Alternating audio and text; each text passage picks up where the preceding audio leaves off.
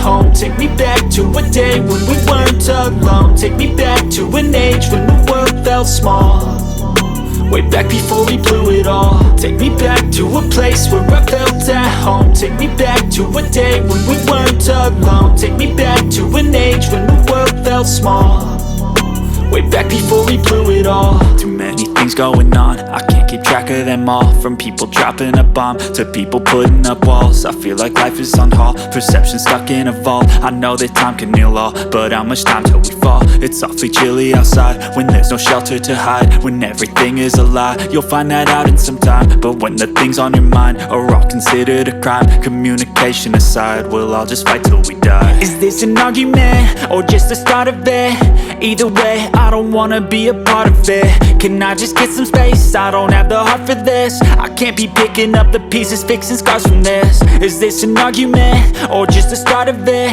I wanna drive away so I can be so far from it.